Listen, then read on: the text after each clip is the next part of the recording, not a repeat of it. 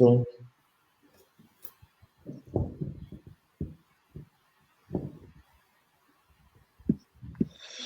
Voilà, je crois que c'est parti. Bonjour à toutes et à tous. Merci beaucoup de nous rejoindre sur ce webinaire.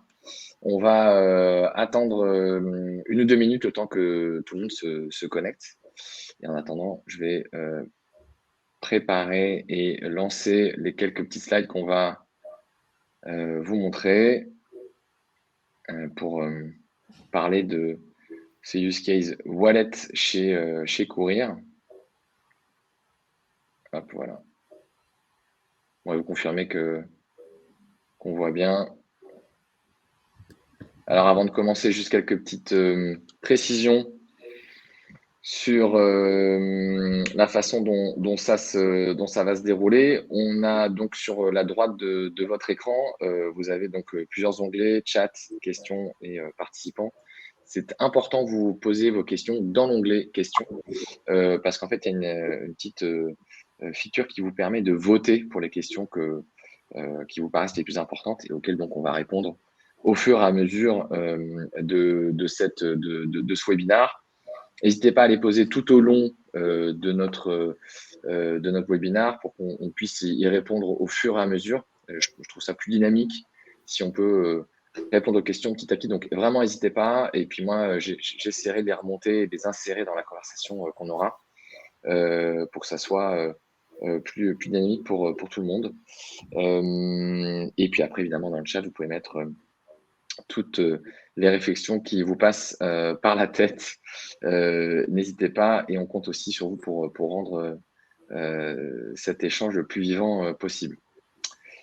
On va commencer. On va donc parler aujourd'hui de la façon dont le wallet mobile est utilisé aujourd'hui par Courir. On a la chance et la joie aujourd'hui d'avoir avec nous Graziella, qui est directrice CRM chez Courir. Salut à toi, Graziella. Bonjour Axel, bonjour Florian, bonjour à tous. Je suis aussi accompagné de Florian Bertrand, qui est notre CSM chez nous. Salut Florian. Salut Axel, salut Graziella et bonjour tout le monde. Voilà, Graziella, est-ce que tu peux rapidement te présenter juste en quelques mots et puis petit à petit, on va rentrer dans le sujet, vous montrer comment Courir, quels sont les enjeux, comment Courir l'a utilisé de façon extrêmement concrète avec plein de captures d'écran, des chiffres et tout. Donc voilà, commençons par toi, Graziella. Ça marche. Merci beaucoup d'abord pour votre invitation sur ce webinaire. Je suis ravie de pouvoir partager avec tout le monde les belles réalisations qu'on a pu mettre en place avec Captain Wallet chez Courir. Moi, j'ai rejoint le groupe en début d'année. Donc, ça fait un peu plus de 6 mois maintenant. Et je suis en charge de toute la partie expérience client. Donc, ça va de toute la partie construction de la base de données, l'animation du programme de feed et l'animation de cette base de données, toute la partie service client, qui vient en support de nos clients suite à leur expérience sur le site, mais aussi en magasin, et toute la partie études et connaissances clients. Donc, par la force des choses, le wallet fait partie de mon scope et il était déjà en place quand je suis arrivée. Et puis 6 mois, on fait de plus en plus de choses et on sera ravis de vous les présenter par la suite. Top, on est ravis aussi. Merci à toi d'être là. On se retrouve en fait, Graziella, parce qu'on avait déjà travaillé ensemble dans ta précédente vie, mais on en parlera par la suite. Florian, je te laisse te présenter aussi un petit peu sur ce que tu fais chez Captain Wallet. Eh bien, avec plaisir. Du coup, moi, je suis Customer Success Manager chez Captain Wallet depuis 2018, donc depuis 3 ans maintenant. Et j'accompagne Courir depuis le lancement, c'était il y a plus de 2 ans, c'était en juillet 2019. À ce titre, en tant que Customer Success Manager, moi, j'ai 2 fonctions principales. La première, qui est plutôt technique, savoir quels sont les flux qu'on va devoir mettre en place lorsqu'on dématérialise un programme de fidélité, par exemple, pour récupérer des données, des informations clients. Et un deuxième métier qui est plutôt opérationnel. Et là, mon objectif, c'est de vous aider, d'aider les équipes à Courir dans le déploiement du wallet, d'intégrer des points de contact, de mettre en place de nouveaux leviers d'activation et après aussi de mettre en place des campagnes avec pour objectif, in fine, de pouvoir mesurer, comme c'est le cas aujourd'hui, une performance et un incrément généré par le wallet. C'est un job qui est absolument essentiel chez Captain Wallet. On a toute une équipe autour de ça qui accompagne beaucoup les marques dans la mise en place de cet outil. Et on va en parler aussi petit à petit, la façon dont on collabore quasiment toutes les semaines entre courir et Captain Wallet. Et donc moi, je suis Axel de Tours, je suis un des cofondateurs avec Bertrand Leroy et Alexandre Pichon de Captain Wallet. Je m'occupe particulièrement des sujets de vente, de marketing et de communication. Et donc, je suis ravi aujourd'hui de vous présenter avec mes deux compères notre réalisation. On va commencer par entrer en vif du sujet. Je pense que c'est important, Graziella, que tu parles un peu de courir. Je pense que tout le monde connaît, mais quelques chiffres, un peu la perspective de la boîte dans cette période qui est assez particulière. Je pense que c'est intéressant pour tous ceux qui nous écoutent et qui nous regardent. Avec plaisir. Donc, Courir, je pense que tout le monde connaît aujourd'hui. C'est une enseigne qui a un peu plus de 40 ans. On a fêté nos 40 ans en 2020. C'est la référence de la sneakers en France. On est leader sur notre marché. On a aujourd'hui plus de 320 points de vente dans le monde, un peu plus de 260 en France. Nous sommes présents aussi en Belgique, au Luxembourg et en Espagne et au Portugal, administrés par le siège Courir. Et puis, on est présent aussi dans d'autres pays d'Europe un peu plus éloignés par la master franchise. On a lancé notre site e-commerce en 2015, courir.com. Et on a lancé en 2017 notre concept Wood, qui aujourd'hui est pratiquement sur la majorité de nos magasins, qui est un concept qui allait principalement viser les femmes et être représentant de la street culture en France. Et pour finir sur l'histoire du groupe, on a racheté cet été des petits copains de Scandinavie, puisqu'on a racheté l'enseigne Naked Copenhagen, qui est le spécialiste et vraiment la seule enseigne spécialisée sur les femmes, puisque la spécialité de Courir, ce qui fait vraiment notre différence sur le marché, on a pris ce virage il y a quelques années de vraiment vouloir s'adresser aux femmes versus nos concurrents qui ont des positionnements souvent plus masculins et plus urbains, et c'est justement quelque chose qui se traduit dans notre concept.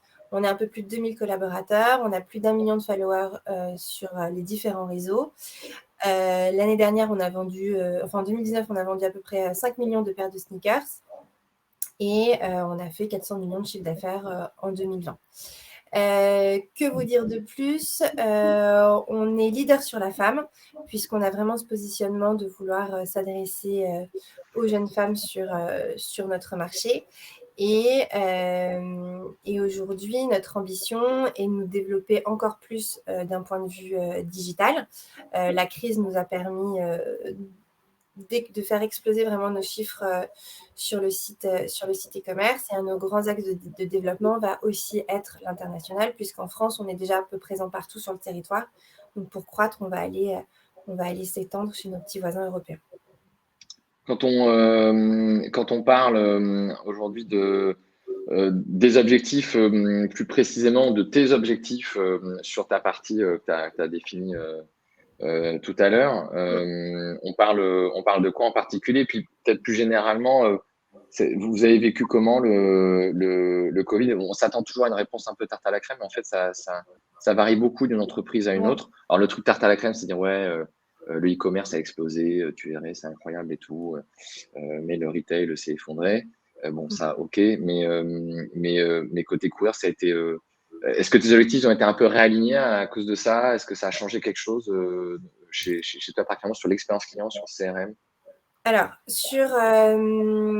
on est sur un marché qui est en pleine expansion. Aujourd'hui, la sneaker, c'est une paire de chaussures sur 2 qui est vendue dans le monde. Tout le monde porte de la sneakers. On n'est pas sur un phénomène de mode, on est venu sur quelque chose qui vraiment s'inscrit comme une nouvelle façon de s'habiller.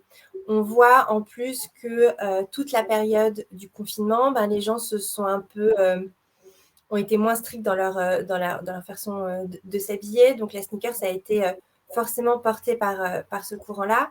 Et je lisais encore un article ce matin qui disait que les Français aujourd'hui qui retournaient au travail n'avaient pas du tout envie de se retrouver en costume cravate et escarpin pour les femmes et veulent rester dans ce style casual. Donc ça, c'est quelque chose.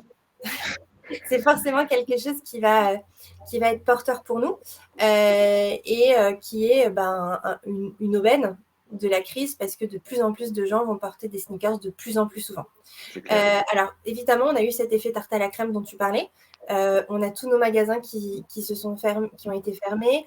On a vécu les 3 confinements, nous, vraiment de façon assez brutale parce que on est très présent dans des centres commerciaux. Donc, en janvier 2020, dès janvier 2000, sur cette année, donc 2021, pardon, on avait une grande partie de nos magasins qui étaient fermés parce que dans des grands centres commerciaux, on n'a pas attendu le 19 avril pour fermer nos magasins avec le 3e confinement. Donc, forcément, ça a été quelque chose de dur pour nos points de vente. En revanche, le site a réellement explosé, encore plus sur cette 3e période de confinement où là, sur mai, on a explosé tous les compteurs. Et la reprise a été extrêmement bonne. On a, sur le premier mercredi de réouverture et le premier samedi de réouverture, on a fait 2 records société dans nos magasins. Mais à contrario, les soldes se sont bien déroulés, mais ont été peut-être un petit peu plus affectés par ce phénomène-là, parce que vraiment tout le monde s'est précipité en magasin à la réouverture. Ouais, ça c'est intéressant de ça, parce que c'est vraiment une tendance marché qu'on a observée chez tous nos clients. Donc on a 150 clients majoritairement dans le retail, et tous effectivement ont eu ce même constat d'un retour très vif et du coup de soldes qui en ont un peu pâti, quoi. Oui, parce qu'on a tous dégainé des offres à la réouverture et quand sont arrivés les soldes, on a poursuivi une période de promotion. Donc, il n'y a pas eu cette dynamique-là et puis cette attente des gens sur les soldes, je pense. Nous, ça nous a encore plus convaincus dans notre dynamique de vraiment digitaliser nos parcours clients et de rendre notre parcours encore plus omnicanal. On se rend compte que nos clients magasins n'allaient pas forcément sur le site. Là, ça les a plus incités à le faire puisque de toute façon, ils n'avaient pas le choix. Ils étaient obligés de s'y rendre.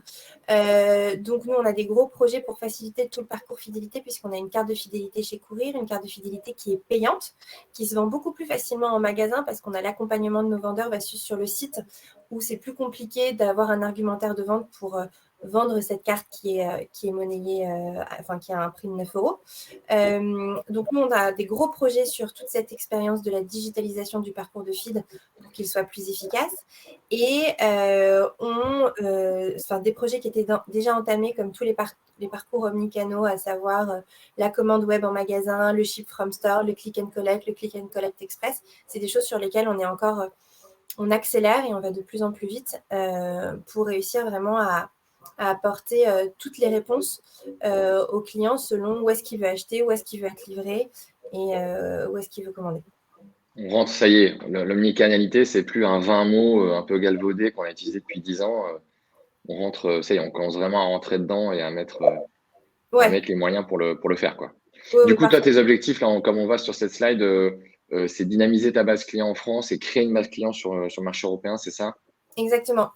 Donc, en France, on a notre programme de feed qui est super bien implanté, qui représente 54% du chiffre en magasin. Et on veut continuer à encarter et on veut être présent dans le mobile de nos clients. On a 80% de nos navigations sur le site qui viennent du mobile. On est très ciblé sur la Gen Z qui passe sa vie avec un téléphone greffé à la main. Enfin, ça, c'est propre à toutes les générations, mais eux encore plus. Et on avait besoin de mettre un pied dans la porte et d'être dans leur mobile. On n'a pas d'appli, on a fait le choix d'avoir un site responsive, mais comment être avec eux dans leur mobile, et ça passe aussi par exemple par la digitalisation de la carte de fidélité dans le wallet et du coup de pouvoir les adresser de façon différente que par le mail et le SMS. Et puis comme je vous le disais, on a cette réelle ambition à l'Europe, on a des magasins en Espagne, on a des magasins en Belgique, au Luxembourg, au Portugal. Mais aujourd'hui, les systèmes de caisse ne nous permettaient pas de construire cette base de données comme on l'avait en France. On n'avait pas de programme de feed. Et donc, on a cherché un système un peu D pour réussir à embaser du client sans passer par le système de caisse. Donc, bien sûr, les ventes qui sont faites sur notre site, elles sont enregistrées et on se construit cette base avec ses clients web. Mais en magasin, ils passaient à travers les mailles du filet. Et le wallet nous a permis, avec une offre bienvenue qu'on va présenter par la suite, d'embaser en magasin et de réussir à capter cette clientèle qui est quand même très importante. Ok. Je relais une question d'Hervé qui me demande si tous les magasins Courir proposent ce support. Oui, hein, c'est vraiment là, on va parler de la France qui va vraiment avoir une mécanique de dématérialisation, de digitalisation de sa base de données existante. Donc, on a travaillé sur la base et on travaille sur la base de données de courir. Et puis, on est plutôt sur les autres pays où là, il y a vraiment une dynamique d'acquisition et un objectif d'acquisition, comme vient de le dire Gradiella. Ce qu'on va vous montrer aujourd'hui, c'est évidemment le wallet, comment ça fonctionne. Et on aime bien, dès le début, vous dire, là, on atterrit, vous n'avez pas besoin d'attendre la fin de la présentation. Et ce qu'on aime bien faire, c'est vous dire, OK, voilà ce qu'on a réussi à atteindre. Et on va vous montrer comment on l'a fait. Et ce qu'on a réussi à atteindre, c'est, on l'a divisé dans la façon d'étudier les différentes populations qui ont wallet. On a divisé entre actifs, inactifs et nouveaux clients. Et donc, on voit typiquement que sur les actifs, on fait x2 de fréquence d'achat. Donc, c'est quand même pas négligeable hein, quand on a donc une population active déjà, mais qui double sa fréquence quand elle est walletisée. C'est un impact qui est assez important sur le chiffre d'affaires. Je fais les 3 chiffres après, puis après, peut-être Graziella, tu nous diras comment vous avez un peu regardé ça et comment vous avez analysé ça. Sur les clients inactifs, on s'est rendu compte que le wallet a augmenté de plus 30% la fréquence d'achat et le CA pour les clients inactifs. Donc, on a un peu ressuscité des clients qui étaient inactifs grâce au wallet, en les faisant revenir dans le plan d'action commercial de courir, sans passer par les canaux traditionnels auxquels ils n'adhéraient plus, typiquement l'email et le SMS, en passant par un nouveau canal qui, visiblement, leur permet d'avoir un impact sur la marque qui est plus important, enfin une activité vis-à-vis de la marque qui est plus importante. Et c'est ce point-là inactif, il est vraiment important dans la mesure où on le voit chez toutes les marques avec lesquelles on travaille côté Captain Wallet, la proportion d'inactifs dans une base de données aujourd'hui, elle est extrêmement importante. Donc, travailler ce segment-là, c'est absolument essentiel. Et le wallet est vraiment intéressant à cet égard-là. Dernier chiffre qui là est sur les nouveaux clients.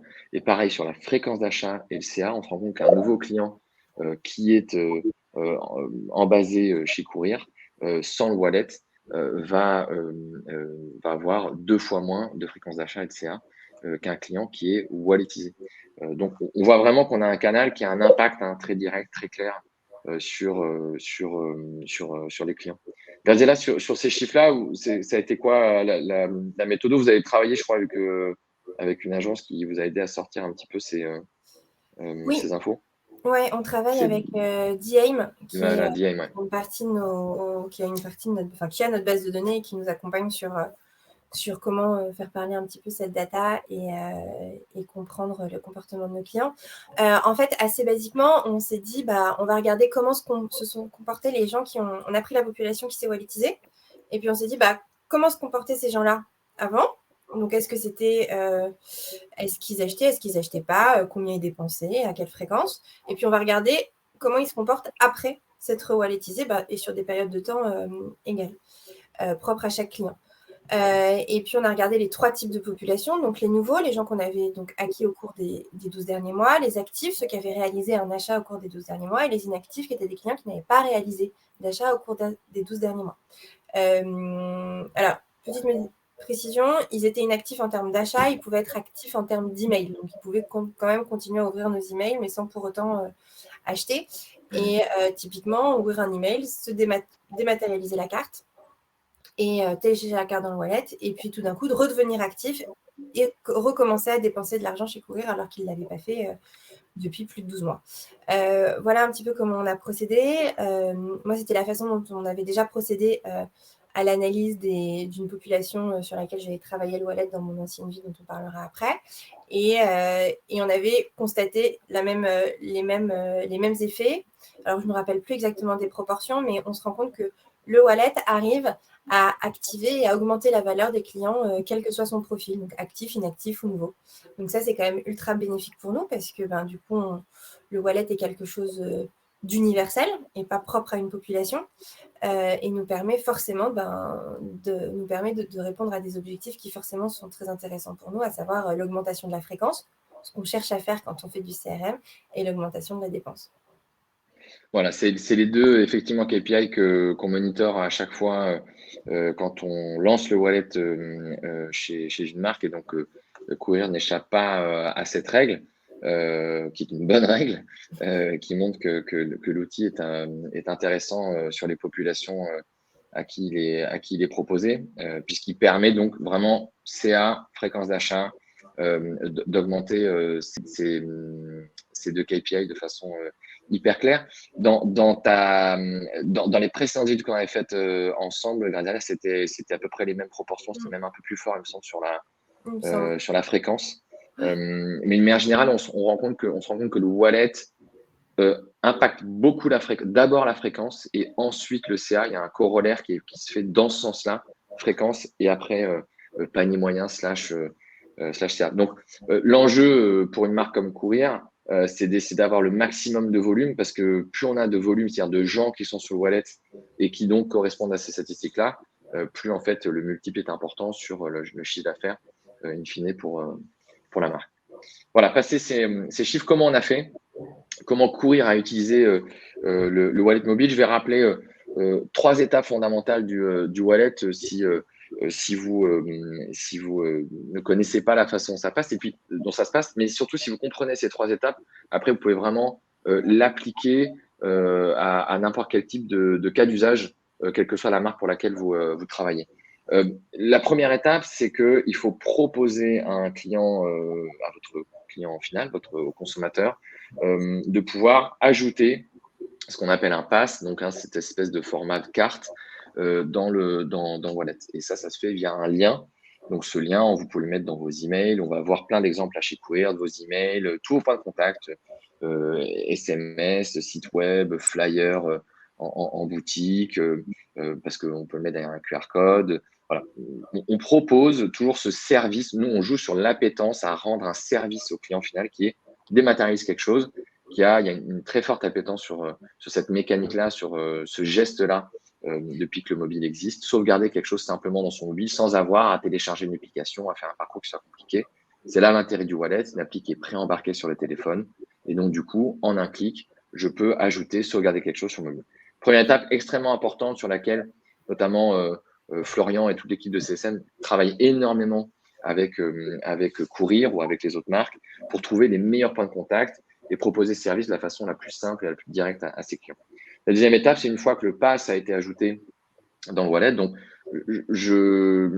on va voir, il y a différents cas d'usage, mais j'emploie volontairement ce mot généraliste de pass parce qu'un pass, ça peut comporter n'importe quel type de contenu. Donc, on va le voir avec Gradiela, ça contient une mécanique de programme de fidélité pour la France. Mais par exemple, pour les autres pays sur lesquels il n'y a pas de programme de fidélité encore chez Courir, ça ne comporte pas de mécanique de fidélité. Ça comporte des offres, des annonces de nouveaux produits. Ça peut vraiment comporter n'importe quel type de contenu. L'idée, c'est de pouvoir planter cette graine dans le téléphone du consommateur, pas du tout à son insu. Hein. C'est vraiment, on l'informe, il sait ce qu'il fait, il sait quel parcours auquel il est exposé évidemment, et on lui propose ce service-là. Donc une fois que le pass ou la carte wallet est ajoutée dans le wallet, elle peut donc être mise à jour, son contenu peut évoluer petit à petit. C'est ça qui en fait un canal. C'est pas un portefeuille juste à proprement parler. C'est vraiment un canal relationnel sur lequel on peut dérouler son plan d'action commerciale, les informations qu'on a envie de pousser à son client. Et évidemment, ce pass, l'un de ses grands intérêts, c'est qu'il peut recevoir des push notifications, il peut présenter des push notifications à la personne qui aura son pass dans le wallet. C'est en ça que ça en fait vraiment un canal de communication pour les marques, très direct sur le téléphone et qui vient très directement compléter et parfois même être en compétition avec un canal comme le SMS, moins en compétition avec l'email, mais qui vient plutôt compléter l'email. Donc voilà, on se retrouve vraiment avec un canal complémentaire qui est sur le téléphone du client. Je vois plusieurs questions qui tombent en passage. Est-ce que le wallet est facile d'utilisation sans connaissance technique? Oui, c'est tout l'objet en fait de notre plateforme, c'est de pouvoir le faire de façon très très simple depuis une plateforme qu'on a développée et qui permet d'utiliser le wallet, de designer son template, d'envoyer des push notifications, de segmenter des personnes depuis une plateforme extrêmement simple d'utilisation. Je vais laisser rentrer vraiment dans le vif du sujet sur le premier aspect, qui est vraiment la dynamisation de la base client existante. Donc là, on est vraiment sur la partie France, sur le programme de fidélisation. Et là, on va vous montrer vraiment étape par étape comment ça se matérialise. Et voilà, avec un petit effort d'imagination, chacun peut imaginer le transposer dans ses propres mécaniques par la suite. Florian, je te laisse détailler un petit peu la façon dont tu l'as mis en place, dont ça fonctionne. Ouais, tout à fait. Donc justement, comme on le disait il y a quelques minutes, pour que les consommateurs finaux puissent récupérer leur carte ou leur passe, en tout cas au format wallet, on va mettre en place différents leviers d'activation. Ces points de contact, il y en a différents, et pour le coup, chez Courir, on en a déployé pas mal. Le premier, qui est le principal et qu'on met en place chez tous nos clients, c'est l'email, avec notamment un email dédié. Donc là, c'est ce qu'on voit en premier lieu, avec un boost, en l'occurrence, qui a été réalisé chez Courir, qui est un incentive pour évidemment avoir un regain de création de cartes, de dématérialisation de cartes au format wallet. Donc, l'email dédié, c'est quelque chose qu'on met en place à chaque lancement avec tous nos comptes. Et après, on va aussi utiliser différents emails avec votre base. En l'occurrence, on va avoir des newsletters sur lesquels on va intégrer un encart wallet qui peut être en footer ou en header. On va aussi s'intégrer sur les triggers qui sont là pour la France, en l'occurrence, tous les emails de bienvenue, de chèque fidélité, de remise de points, etc. Ça, c'est autant de points de contact qui sont importants qu'on va déployer petit à petit. Et après, c'est vrai que chez Courir, on est vraiment multi-canaux. Pourquoi ? Parce qu'on est aussi intégré sur le site. Donc, sur le site, sur l'espace connecté, on va retrouver un encart wallet qui nous permet après directement, avec un simple scan du QR code, de pouvoir récupérer sa carte avec les données personnalisées en quelques clics sur son téléphone. Et par ailleurs, on a également, évidemment, comme on disait chez Courir, sur toutes les boutiques, des flyers qui vont permettre, alors sur la France, évidemment, on n'est que dans un cadre de dématérialisation, puisqu'on est sur un programme de fidélité qui est payant, ce qui signifie que lorsqu'on scanne ce QR code, on arrive sur un formulaire sur lequel on doit s'identifier avec un numéro de carte. Sur les autres locales, on est sur de l'acquisition. Donc là, on va demander directement à l'utilisateur ces informations, en l'occurrence le nom, le prénom, l'email et le magasin dans lequel il se trouve, puisqu'il y a aussi une mécanique, une volonté de pouvoir performer, de pouvoir suivre cette performance justement par magasin. Et là, c'est les principaux exemples, hein, évidemment, mais chez Courir, on a aussi du Rich SMS, on a aussi de l'intégration sur le Portugal, sur les tickets de caisse, et il y a même d'autres leviers d'activation qu'on va pouvoir mettre en place ensuite au fur et à mesure dans les mois qui viennent.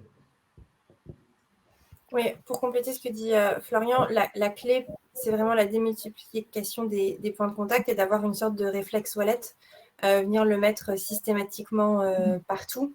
Dans le trigger welcome des clients qui viennent d'acquérir la carte, on a J+12, un temps qui est dédié au wallet pour les inciter à le faire.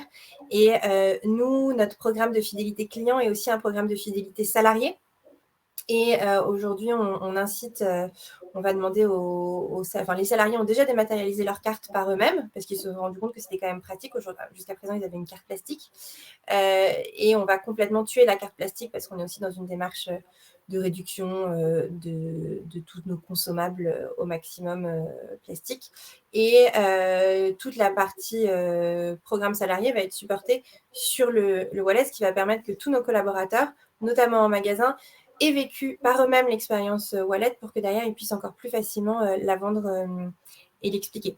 Et puis, comme disait Florian aussi, on a sur ces formulaires de la géolocalisation qui permet de sélectionner le magasin sur lequel on se trouve. Et nous, derrière, on incentive nos magasins sur le nombre de cartes qu'ils font dématérialiser tous les mois.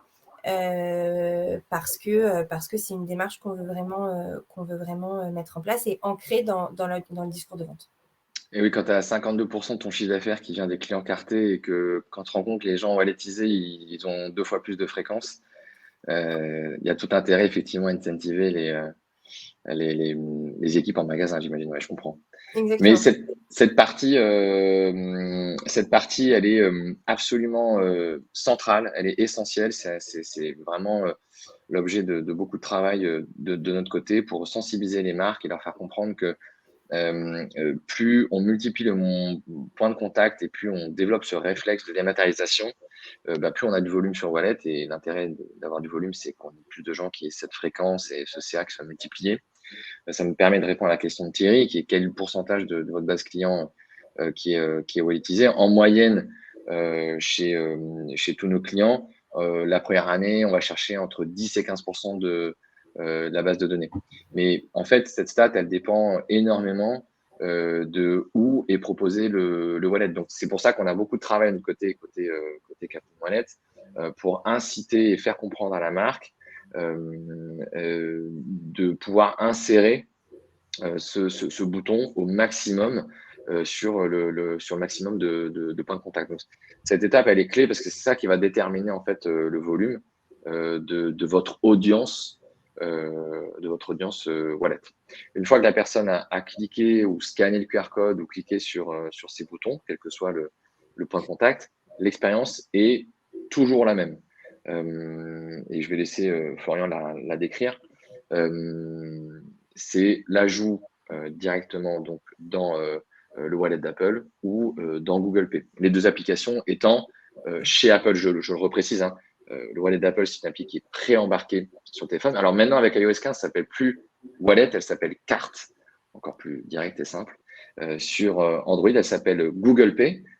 C'est pas une appli qui est venue tout de suite pré-embarquée sur les téléphones, mais ils sont en train maintenant de la faire devenir pré-embarquée sur tous les Android. Donc c'est intéressant, ce sont deux applis qui couvrent en fait tout le marché à elles seules. Effectivement, oui. Là, du coup, comme on le voit sur cet écran, le parcours d'installation est vraiment très simple. Il va se faire en 2 clics sur Apple. Alors, il y a toujours une première pop-up, comme vous pouvez le voir sur le premier écran, qui nous permet finalement d'activer les notifications.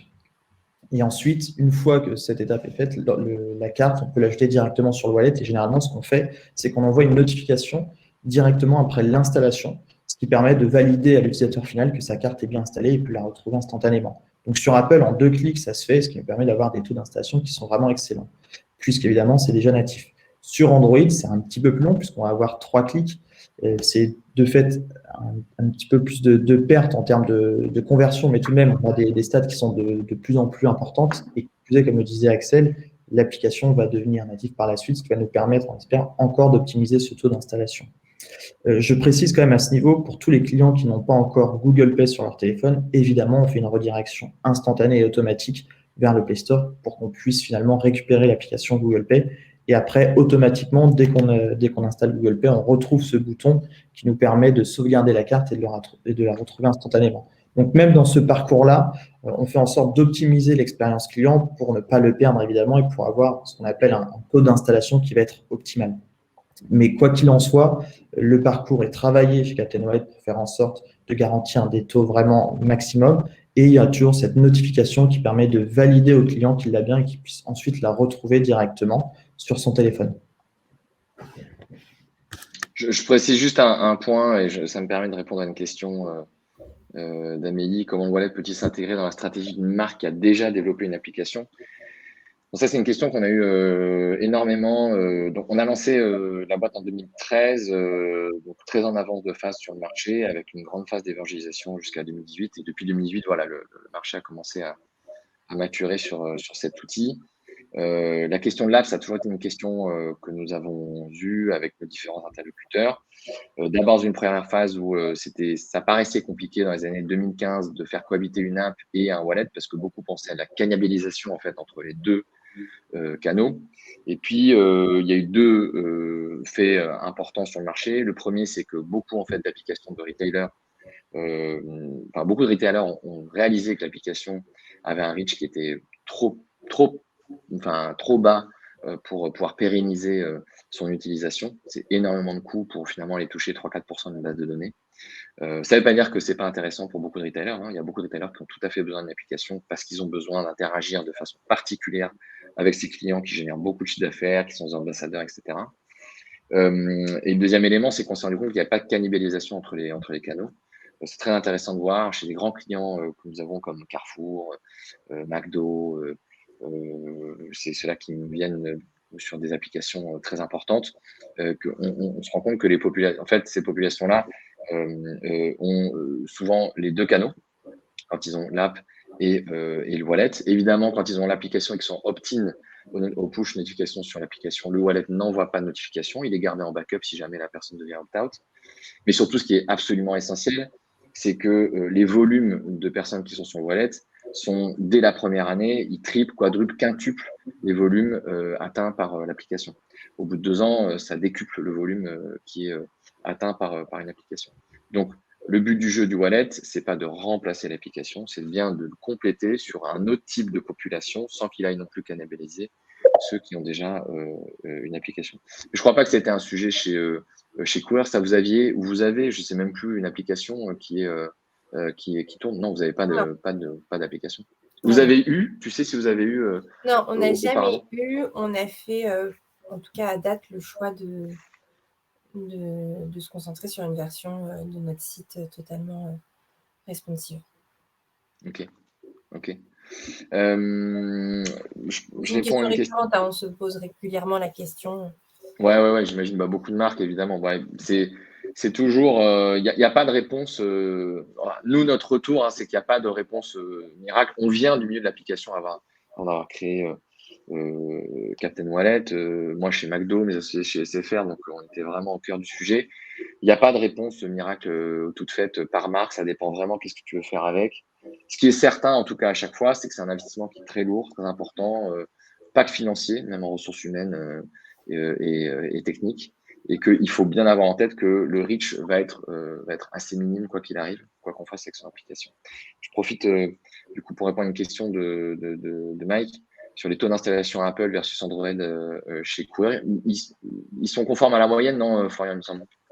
Ils sont même plus que conformes. En l'occurrence, la moyenne sur Apple marché, ça va être 85%. Et sur Android, c'est plutôt du 50%. Là, chez Courir, en tout cas sur la France, sur la fidélité, on a 94% sur Apple. Et par contre, là où on surperforme, c'est plutôt sur Android, puisqu'on est à 60%, soit 18 points au-dessus de la moyenne. Donc, le programme fidélité sur Courir sur la France, il performe vraiment extrêmement bien.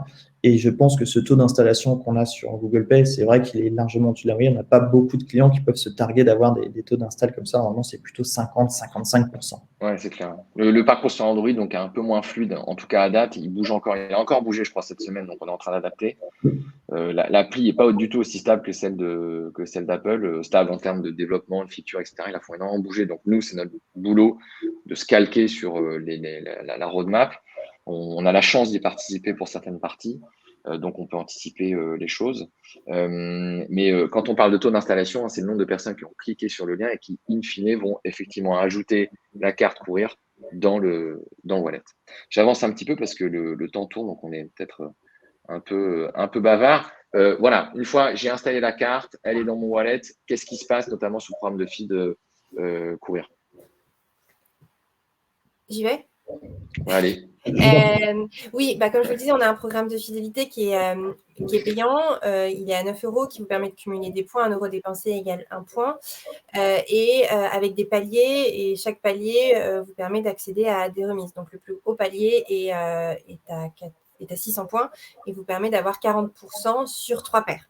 Donc, c'est vrai que c'est un programme qui est ultra intéressant et ultra plébiscité par nos clients. Et l'appli est une réelle, le wallet est une réelle façon, d'avoir toujours sa carte à portée de main et d'éviter de la chercher. Donc, d'un point de vue utilisateur, c'est très pratique. Et puis nous, ça nous permet aussi d'animer ces clients-là avec des push notifications automatiques qui vont lui dire attention, votre palier est disponible, plus que X points pour atteindre votre palier. Et ça, c'est des choses qui sont très utiles, qu'on double par mail et qui sont complémentaires.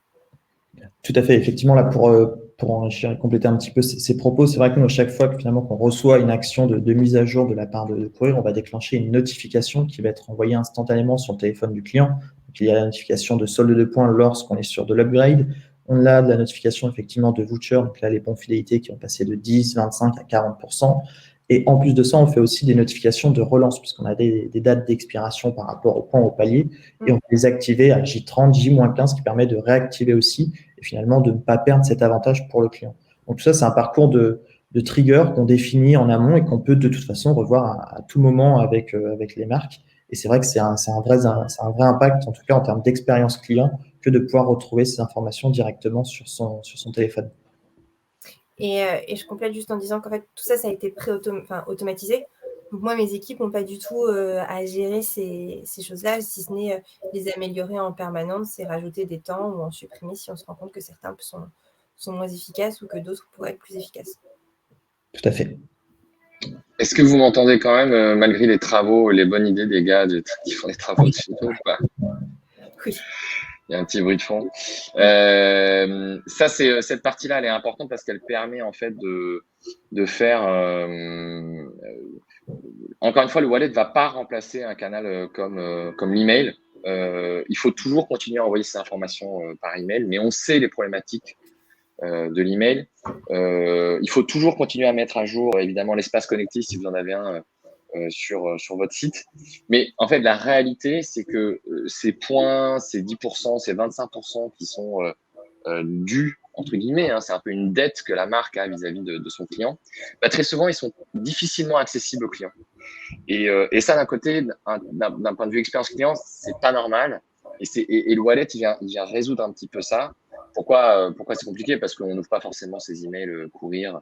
On connaît les stats. Parce qu'on n'a pas forcément de mot de passe pour accéder à l'espace client courir, où on n'a pas forcément une récurrence suffisamment importante pour s'en souvenir, etc., etc. Donc le wallet, il est là, il permet vraiment de mettre en avant le programme de fidélité de façon très très simple devant le client et de lui permettre de pouvoir en profiter et donc de créer, de continuer ce lien avec la marque. Ça, c'est une fonctionnalité qui est extrêmement importante du wallet. La deuxième étape, c'est le fait que on peut mettre à jour le wallet pas uniquement sur les mécaniques purement de fidélité. On peut aussi y pousser d'autres choses. Et ça, c'est intéressant chez Courir, vous le faites pas mal, Gradiela. Oui, il y a alors notamment en France, bien sûr, il y a la FID. Ça sert à dématérialiser cette carte de FID plastique qu'on a tuée, qu'on n'a plus voulu avoir à distribuer dans nos magasins. Mais ça nous permet de relayer toutes nos opérations, que ce soit des opérations promotionnelles ou des opérations de lancement de produits. On est sur un marché qui est extrêmement rythmé par ce qu'on appelle les hard launch. Donc, c'est les sorties des nouveaux modèles. On n'est pas sur une sortie de collection printemps-été, une sortie de collection automne-hiver. Nous, les lancements de sneakers, c'est tout au long de l'année. Donc, on se sert aussi du wallet pour annoncer en complément de l'email, en substitution du SMS pour ceux qui ont le wallet. Et c'est vraiment pas un canal qui est 100% dédié à l'animation de mon programme de feed. Dans notre plan d'animation CRM, on a la colonne email, la colonne SMS et la colonne wallet.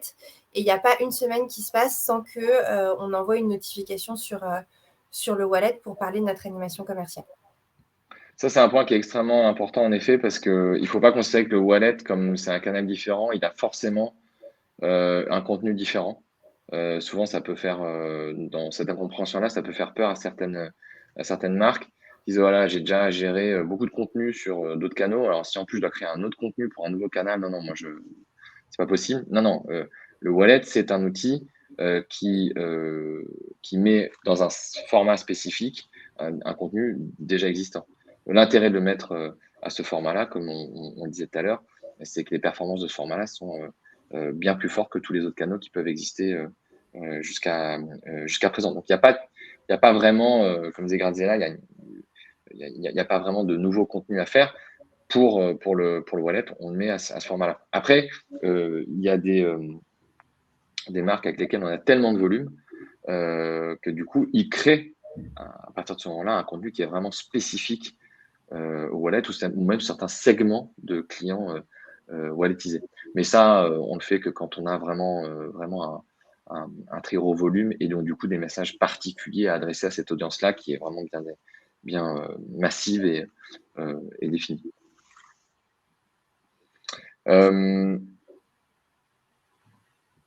Intéressant, les raffles. Ça, Florian, je sais que tu as beaucoup travaillé dessus avec Gradiella et ses équipes. On va pas parler de ses équipes d'ailleurs, Tillel notamment, avec qui on a travaillé depuis le début. Si elle est là, on la salue. Mais voilà, je sais que vous avez pas mal travaillé sur ces aspects-là, les raffles, et que ça marche bien, c'est intéressant. On peut peut-être commencer par rappeler ce qu'est une raffle parce que c'est pas forcément connu de tous. Il y a Tillel et il y a aussi Alexis qui est dans l'opérationnel et qui travaille main dans la main avec Florian au quotidien. Sur les raffles, c'est un truc qui est un peu spécifique au monde de la sneakers, où aujourd'hui, on a des produits pénuriques. C'est des produits qui sont extrêmement demandés et qui risquent de créer des émeutes en magasin quand on les met, parce que les gens se précipitent pour les acheter. Alors, des gens qui sont passionnés de sneakers, mais aussi des charmants resellers qui écoute Hillel, qui nous dit bonjour sur le chat. Salut, et qui, du coup, ces resellers qui achètent nos produits pour ensuite les revendre tout de suite beaucoup plus cher sur des sites spécialisés. Et du coup, pour lutter contre ça, on a mis en place, et on n'est pas les seuls sur le marché, c'est une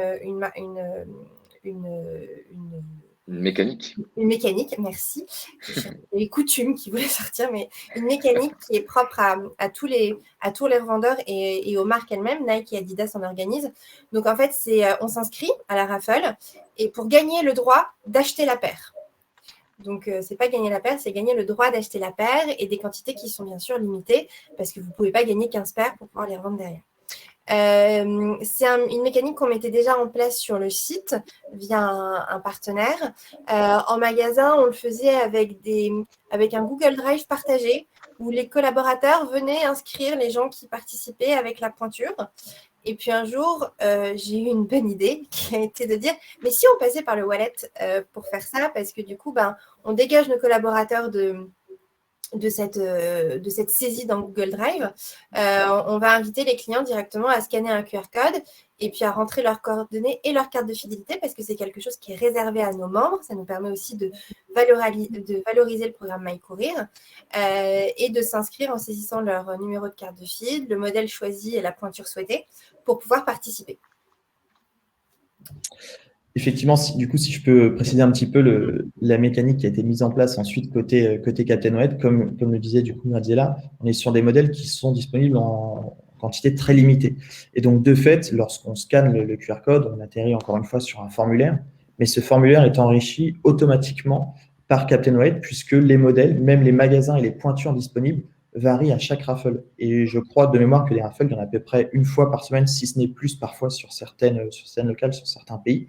Donc, tout ce processus en amont est automatisé par Captain White et par Courir.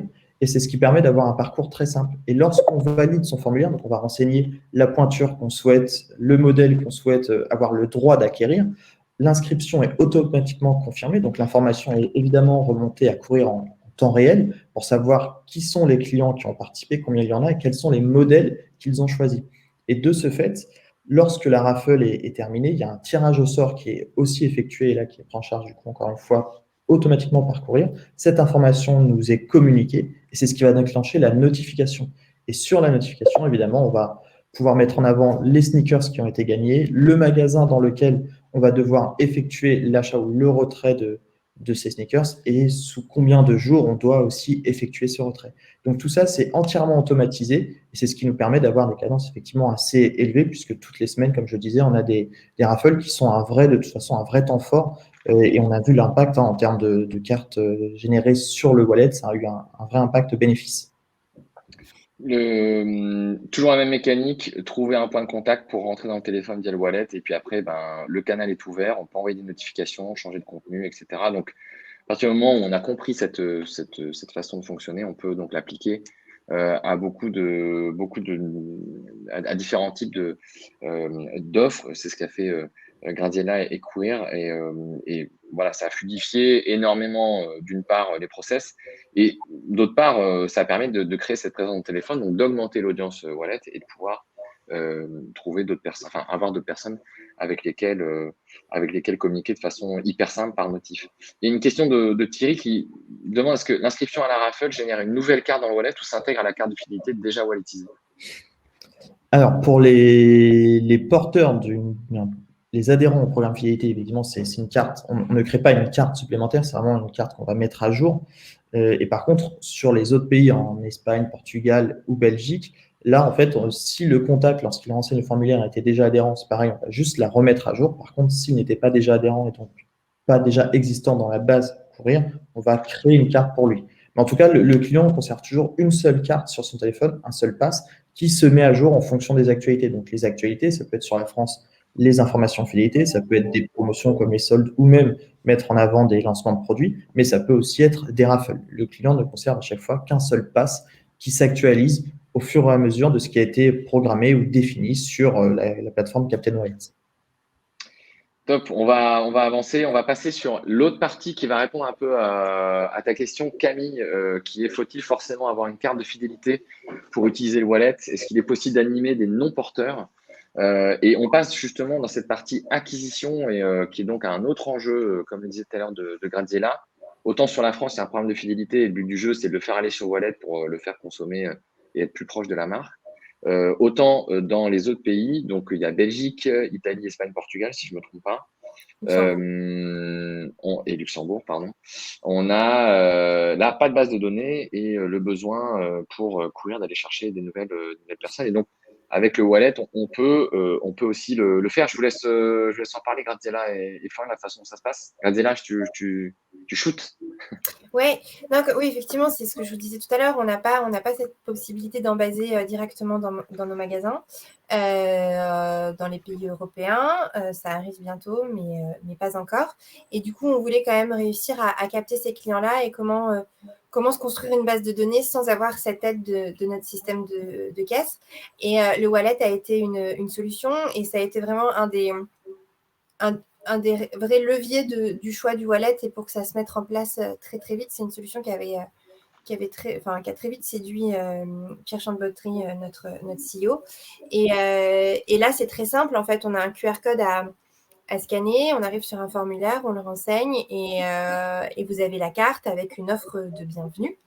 Ce qui est assez chouette, c'est qu'il y a un bénéfice à cette crise, c'est que le QR code, qui était un truc qu'on essayait toujours de faire vivre et qui n'était pas forcément très bien adopté, aujourd'hui, c'est devenu quelque chose qui fait partie de notre quotidien. Au restaurant, on a le QR code pour avoir la carte. Bientôt, on va se servir d'un QR code au restaurant pour payer. Donc, il y a une vraie démocratisation de ce QR code aujourd'hui et une vraie adoption de la part des clients. Donc, c'est ce qui facilite vraiment aujourd'hui l'encartage via ce canal-là. Et si je peux compléter, et tu me diras si je me trompe, Graziella, mais en fait, cette offre-là de moins 10% est d'autant plus intéressante qu'en fait, c'est une offre dite de revisite. Oui. C'est-à-dire que lorsque le client installe sa carte, il ne bénéficie pas automatiquement et instantanément de cette offre. L'offre est finalement générée le lendemain et il va recevoir du coup une notification et cette offre va être valable durant une période là, de base de 30 jours. Mais en fait, ces données-ci, donc à la fois le fait d'avoir un code unique, d'avoir une notification et une durée de validité, c'est des éléments qui vont renforcer évidemment cet objectif de revisite et c'est aussi des éléments qu'on peut modifier sur la plateforme pour le coup de manière très simple. Donc, ce qui veut dire que là, aujourd'hui, on a une offre qui est 10% qui va 30 jours, mais demain, on peut dire que cette offre va être valable 15 jours et puis on va pouvoir envoyer 1, 2 ou 3 notifs de relance pour faire en sorte que le client se redirige le plus possible en magasin. Donc là, c'était vraiment peut-être important de préciser ce point, c'est que cette offre n'est pas valable instantanément, mais c'est vraiment un objectif de revisite. Ouais, et l'autre point que tu précises, pardon, vas-y, Graziella. Non, effectivement, c'est le choix qu'on a fait. Ouais, l'autre point que tu précises, Florian, qui est important pour ceux qui se posent des questions par rapport à leur mix marketing des différents canaux qu'ils utilisent. L'intérêt extrêmement fort du wallet, c'est que on peut envoyer autant de notifications qu'on veut. Donc évidemment, il ne faut pas spammer son client avec beaucoup de notifications. Et nous, de toute façon, on est là pour pas contrôler, mais vous conseiller sur ce qu'il vaut mieux faire par rapport à ce canal-là. Mais ce qui est très intéressant, c'est que sur cette offre de revisite que je vais avoir dans mon wallet, si on ne me la rappelle pas en tant que consommateur final, si je ne suis pas hyper proche de la marque, bon, je vais la zapper. Et c'est là où c'est hyper intéressant, c'est que là, on va pouvoir envoyer la notification. C'est du reminder, tout bête, mais c'est la présence à l'esprit. Et c'est ça qui marche très, très bien et qui fait que le wallet est un formidable outil de revisite. Et l'autre point important, c'est qu'une fois qu'on a planté cette graine pour cette offre-là, après, une fois qu'elle y est, la carte reste. Et donc, on peut véhiculer toutes les informations que l'on souhaite sur le wallet. Encore une fois, notre plateforme est là pour changer le contenu à volonté avec la forme que vous voulez. On doit respecter évidemment les standards d'Apple et Google qui ne nous permettent pas de faire non plus tout ce qu'on veut sur le pass. Mais là, on peut voir typiquement qu'on va véhiculer du contenu sur la vente privée. Donc, ça, c'est un axe important, Graziella, que vous poussez. Le pack, l'animation. Oui. Oui, d'autant plus sur ces pays-là où on n'a pas de notification de feed à faire vivre à travers le wallet. Là, on est vraiment sur l'animation du pack. Dans le formulaire, on récolte aussi un email et un consentement. Donc, ça nous permet, nous, de constituer notre base email magasin et de doubler, toujours d'avoir cette complémentarité entre les deux canaux que sont l'email et le wallet. Et les deux ne sont pas du tout… On est quand même sur deux supports, donc il n'y a pas cette notion de surpression qui est assez, qui n'est pas subie par le client parce qu'il n'a pas l'impression d'être martelé sur le même, c'est le même message, mais pas forcément sur le même canal. Donc nous, on s'en sert aussi bien pour le plan d'animation purement commercial, donc les ventes privées, les périodes de promotion, mais comme je vous le disais aussi sur des périodes de lancement de produits ou d'actualité. C'est la rentrée, c'est lancement Noël. de produits, typiquement, voilà, c'est pas simplement un canal pour faire de l'offre, hein, c'est un canal, typiquement pendant le Covid, nous, beaucoup de marques s'en sont servis pour diffuser des informations plus corporate, des informations pratiques, on est ouvert aujourd'hui, venez plutôt à telle heure pour éviter la queue, etc. C'est vraiment un canal au sens générique du terme. Je voulais partager rapidement ces chiffres sur lesquels je vais aller vite. Florian Graziella, parce qu'on déborde un peu. Voilà, pour vous donner une idée du score un petit peu, on a sur les mécaniques raffle qu'on a pu faire sur les pays hors France, 1000 cartes téléchargées en 2 jours sur seulement 17 magasins en Espagne, 13 000 sur le mois. Là, on était dans une mécanique donc de raffle qui était plutôt sur la partie acquisition, donc pour vraiment acquérir de nouveaux contacts. Donc des volumes quand même qui sont assez importants et qui permettent de constituer une base, non seulement constituer une base, mais de constituer une base qui est extrêmement réactive.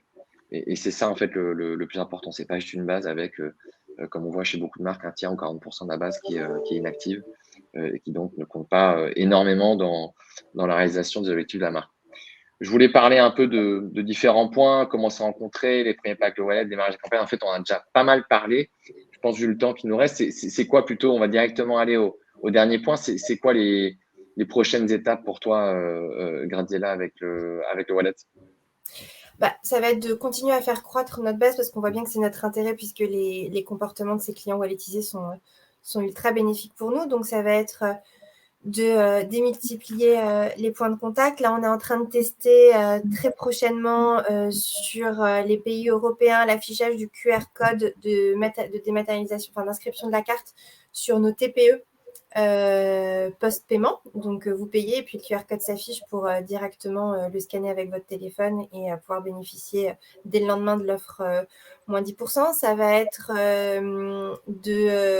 on va travailler là sur le ticket dématérialisé en France. Donc, ça va être insérer le wallet dedans parce que vraiment, on va vouloir faire croître cette base de plus en plus vite et d'autant plus sur les nouveaux adhérents où on n'a plus du tout de cartes plastiques. Demain, on n'aura même plus de flyers à leur remettre parce que tout sera intégré dans notre système de caisse.